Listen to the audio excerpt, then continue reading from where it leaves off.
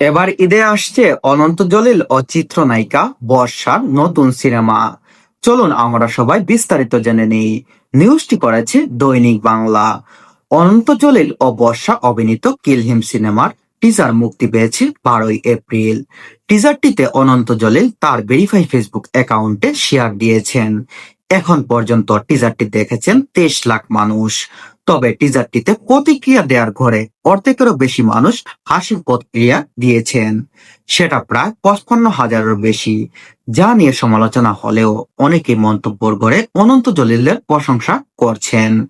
নতুন ছবির জন্য তাকে শুভেচ্ছা জানিয়েছেন। অনন্ত জলিল একটি ভিডিও বার্তায় জানিয়েছেন, কিল হিম টিজার যে কেউ তার ফেসবুকে এবং ইউটিউবে আপলোড করতে পারবেন। অন্যদিকে 11ই এপ্রিল বাপ্পি চৌধুরী ও জাহানারা মিতু অভিনীত শত্রু সিনেমার ট্রেইলার মুক্তি পেয়েছে।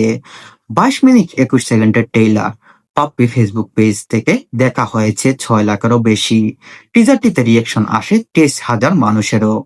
এরই মধ্যে 21,000-এর বেশি হা হা রিয়েক্ট দিয়েছে। তবে সিনেমাটি নিয়ে বেশ আশাবাদী বাপ্পি। গণমাধ্যমে জানিয়েছেন সিনেমাটি নিয়ে তার চাপ নেই।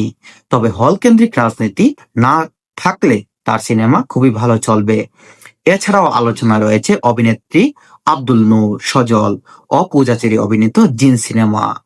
দর্শকের উদ্দেশ্যে চ্যালেঞ্জ ছুড়ে দিয়ে আলোচনা তৈরি করে ছবিটি। তবে এখনো পুরো ট্রেইলার মুক্তি পায়নি। অনেকেই ধারণা অর্ধ ডজনেরও বেশি সিনেমা ঈদে মুক্তির তালিকায় আছে।